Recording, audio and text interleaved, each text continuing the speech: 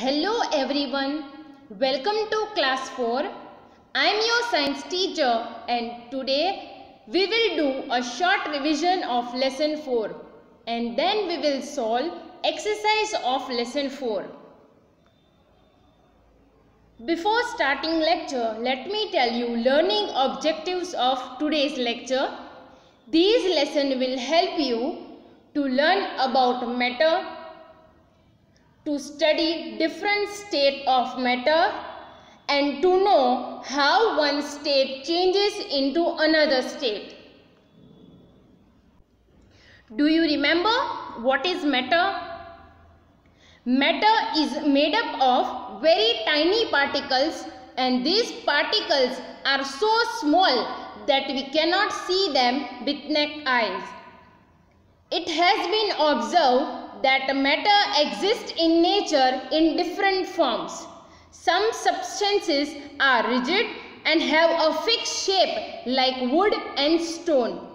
Some substances can flow and take the shape of their container like water, while there are forms of matter that do not have fixed shape or size such as air. Thus, the matter can be classified into 3 different categories based on the physical properties. In solids, particles are tightly or closely packed. The gaps between the particles are tiny and hence it is tough to compress them. Solid has a fixed shape and volume. Solids are substances in which the particles are packed very close to each other. Solids are usually hard and have a fixed shape. Pencil, book, chair and marbles are examples of solids. If we apply force, some solids can change their shape. For example, dough can be rolled onto chapatis and interesting shapes can be made out of clay. Some solids on applying force can be bent or broken. Some characteristics of solids are: solids have fixed shape, solids have fixed volume, molecules in a solid are very tightly packed, we cannot compress it. Solids are heavy, solids do not flow. In liquids, state of matter means particles are less tightly packed as compared to solids. Liquids take the shape of the container in which they are kept. Liquids are difficult to compress as particles have less space between them to move. Liquids have fixed volume but not fixed shape. Example of liquid state of matter are water, milk, blood and coffee. Liquids are substances in which the particles are not very closely packed. Unlike solids, they have no fixed shape and can flow. They take the shape of the container they are poured into. Water, milk and juice are example of liquid. If we pour some orange juice into a glass, it will take the shape of the glass. If we pour it into a bowl, it will take the shape of the bowl. Liquids can flow from one place to another and so are also called fluids. There are few characteristics of liquid. Liquid has no fixed shape as it takes the shape of its container. It has fixed volume. Molecules are loosely packed. It can be compressed. Liquid is lighter than solid. Liquid flows and hence is called fluid. Gases are substances in which the particles are very loosely packed. They too have no fixed shape. Unlike liquids, they occupy all the available space in the container. Air and cooking gas are examples of gases. Air is actually a mixture of gases such as oxygen, nitrogen, and carbon dioxide. In gases, particles are far apart from each other. Force of attraction between the particles is negligible and they can move freely. Gases have neither a fixed volume nor a fixed shape. The gaseous state has the highest compressibility as compared to solids and liquids. The rate is higher than solid and liquids. There are few characteristics of gases. They have neither fixed shape nor volume. They are easily compressible. Molecules are far apart. Matter can change its form from one state to another, which is called change of states. For example, on heating, a solid becomes a liquid. On further heating, a liquid becomes a gas. For example, ice on heating becomes water. On further heating, water changes into a gas called water vapor. The process by which a solid changes into a liquid is called melting. Let's start with ice cubes. Let's take some ice cube and heat it in a beaker. What you notice after a while is that the ice cube are dissolving in its own liquid. This is what is meant by melting. As we keep heating, the ice cubes gradually become smaller and smaller and turn into water. This change of state is referred to as melting, and it is a change of state from solid to liquid. The process by which a liquid changes into a gas is called vaporization.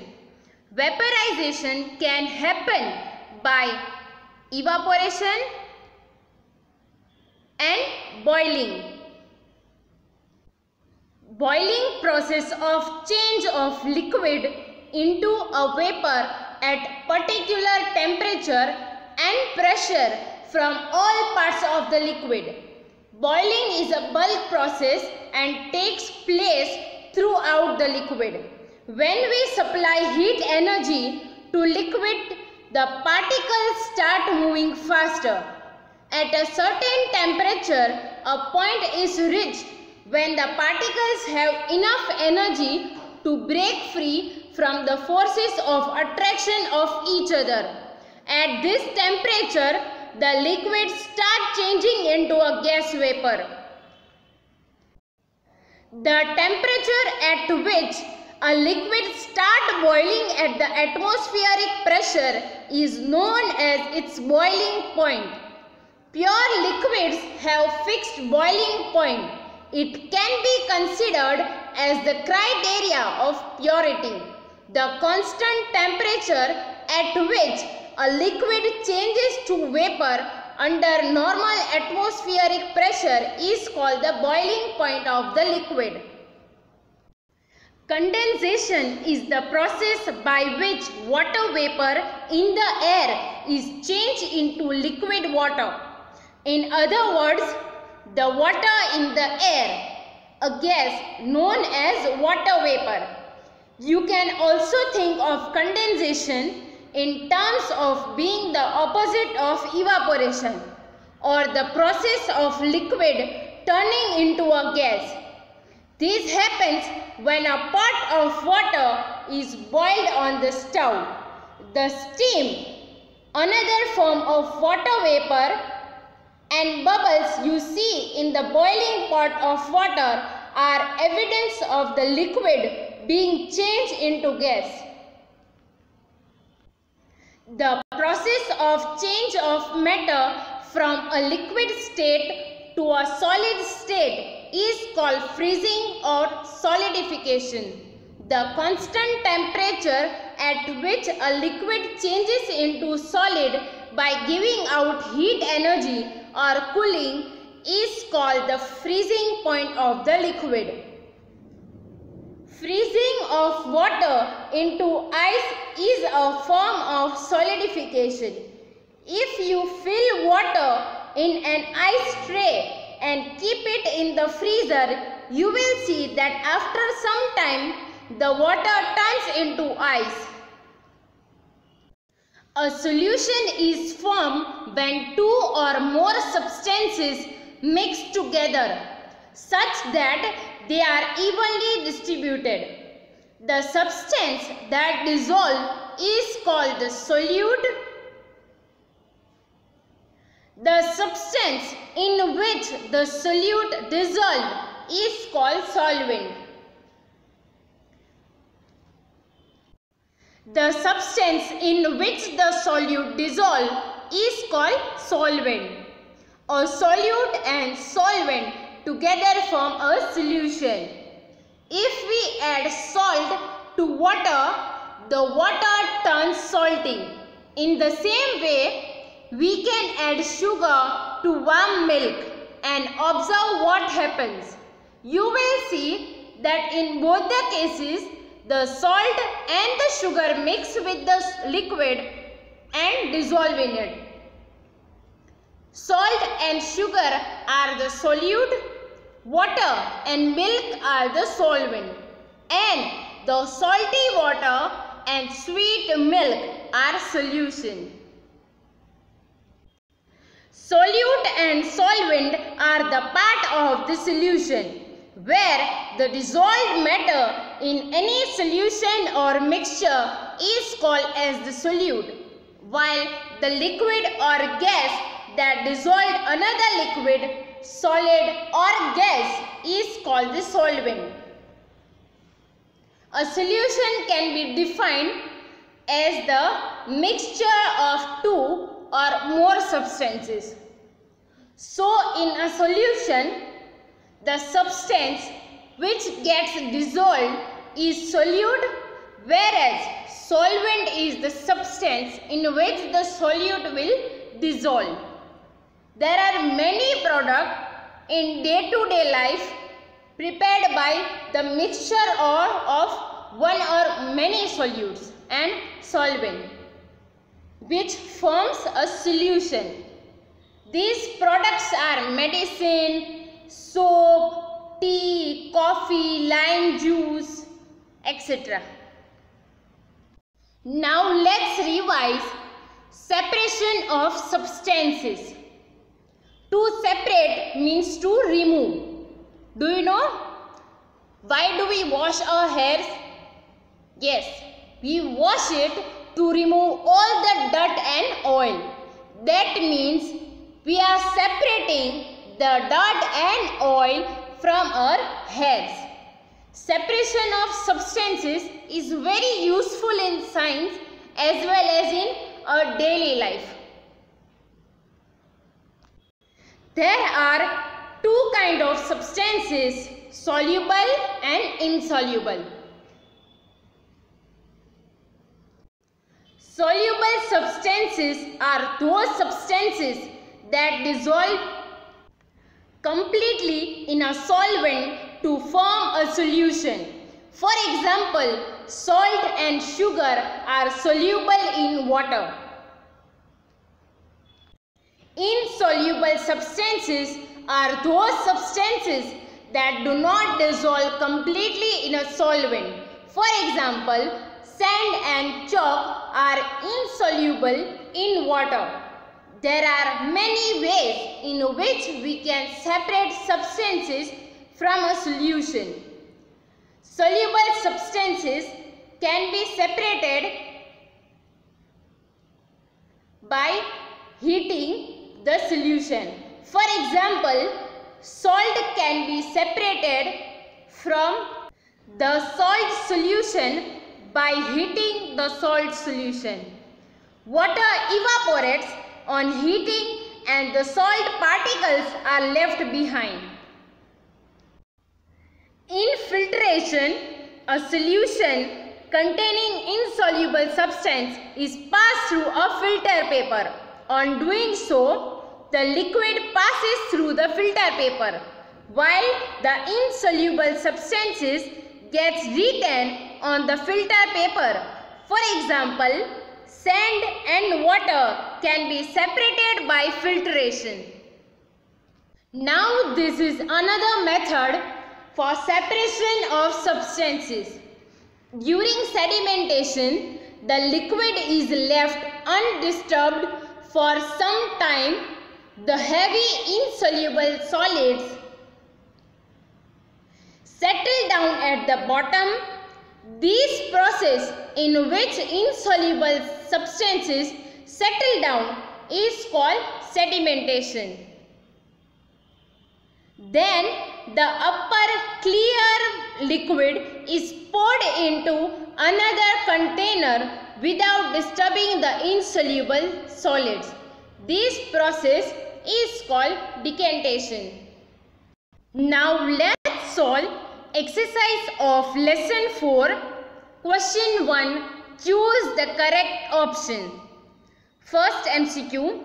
The particles are packed very close to each other in options are solids, liquids, gases and fluids. The answer is solids because solids are substances in which the particles are packed very close to each other. In solid, particles are tightly or closely packed. The gaps between the particles are tiny and hence it is tough to compress them. Now let's see second MCQ. Which one of these take the shape of the container they are poured into? Option A, chair. Option B, milk. Option C, paper. And option D, pencil.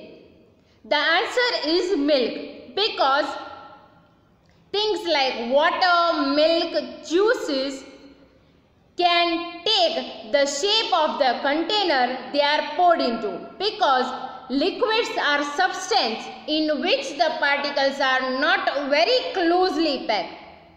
Unlike solid, they don't have fixed shape and can flow. Now let's see third MCQ. Which one of these occupies all the available space in a container? Options are A, paper, B, book, C, air and D, pencil. Unlike liquids, gases like air occupy all the available space in the container. Here option A, B and D are example of solids. But option C, air, is example of gas. Because gases are substances in which the particles are very loosely packed and they too have no fixed shape. And unlike liquids, they also occupy all the available space in a container. Now let's see fourth MCQ. The process by which a gas changes into a liquid by cooling is called option A, evaporation, option B, condensation, option C, melting and option D, solidification. The answer is option B, condensation, because condensation is the process by which the water vapor in the air is changed into liquid water, In other words, the water in the air, a gas known as water vapor, from your hot shower cooled when it met the surface of the cold mirror. This caused the water vapor to condense or turn it into liquid form. You can also think of condensation in terms of being the opposite of evaporation. Means the condensation is the opposite of evaporation. Now let's see fifth MCQ. The substance that dissolve is called option A solute, option B solvent and option C solution. The answer is option A solute. Because the substance that dissolve is called solute, where the option B is solvent, but solvent means the substance in which the solute dissolve is called solvent, and option C is solution, which means it is formed when two or more substances mix together, means that is mixture of solute and solvent. Now let's see sixth MCQ. Tea leaves are separated from tea by option A evaporation, option B filtration, option C condensation and option D solidification. In filtration, a solution containing insoluble substances is passed through a filter paper. On doing so, the liquid passes through the filter paper while the insoluble substances get retained on the filter paper. So the answer is filtration, because an example of filtration used at home is the separation of tea leaves from tea using strainer. Now let's revise MCQ. The particles are packed very close to each other in, the answer is solids, because solids are substances in which the particles are packed very close to each other. In solid, particles are tightly or closely packed. The gaps between the particles are tiny. Second MCQ, which one of these take the shape of the container they are poured into? The answer is milk, because things like water, milk and juice can take the shape of the container they are poured into, because option A, C and D are example of solids. Which one of these occupies all the available space in container? The answer is air, because unlike liquid, gases like air can also occupy all the available space in container. The process by which a gas changes into a liquid by cooling is called, the answer is condensation, because condensation is the process by which water vapor in the air is changed into liquid form. The substance that dissolves is called, the answer is solute, because the substance in which the solute dissolve is called solvent, and solute and solvent together form solution. Means the substance that dissolve is called solute. Tea leaves are separated from tea by, the answer is filtration, because in the separation of tea leaves from tea we use strainer, which is example of filtration. Now let's understand fill in the blanks. First, solid, liquid and dash are the three states of matter. The answer is gas, in which solids are substances in which the particles are packed very close to each other. In liquids, particles are not very closely packed, and in gas, particles are loosely packed. Now let's understand second fill in the blanks. All matter is made up of small dash droplets or particles. The answer is particles. Now let's understand third fill in the blank. Dash have no fixed shape. The answer is gases, because gases are substances in which the particles are very loosely packed. They too have no fixed shape. Unlike liquids, they occupy all the available space in container. Air and cooking gas are example of gases. Now let's understand fourth fill in the blank. The substance in which a solute dissolved is called the dash. Options are solution and solvent. The answer is solvent, because a solution is formed when two or more substances mix together such that they are evenly distributed. And the substance in which the solute dissolved is called solvent. Now let's understand fifth fill in the blank. Insoluble substances can be separated from a solution by the process of dash. Options are evaporation and filtration. The answer is filtration. In filtration, a solution containing insoluble substances is passed through a filter paper. On doing so, the liquid passes through the filter paper, while the insoluble substance gets retained on the filter paper. So, today we have revised the topics like states of matter. All matter is made up of small particles, and these particles are arranged in different ways in solid, liquid and gas, which are three states of matter. Solids are substances in which the particles are packed very close to each other. In liquid, particles are not very closely packed, and in gases, particles are very loosely packed.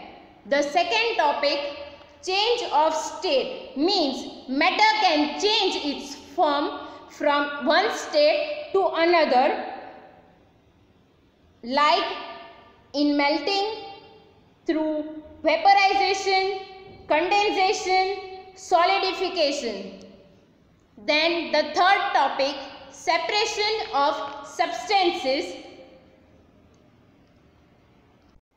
There are many ways in which we can separate substances from a solution. For example, salt can be separated from the salt solution by heating the salt solution. Insoluble substances can be separated from a solution by the process of filtration and sedimentation and decantation. In filtration, a solution containing insoluble substances is passed through a filter paper. On doing so, the liquid passes through the filter paper, while the insoluble substance gets retained on the filter paper. For example, sand and water can be separated by filtration. An example of filtration used at home is the separation of tea leaves from tea using strainer. Then last method was sedimentation and decantation. During sedimentation, the liquid is left undisturbed for some time. The heavy insoluble solids settle down at the bottom. This process in which insoluble substances settle down is called sedimentation. Then the upper clear liquid is poured into another container without disturbing the insoluble substance. This process is called decantation. Mud and water can be separated by sedimentation and decantation. Then, today we have solved MCQ and fill in the blanks from the exercise of this lesson.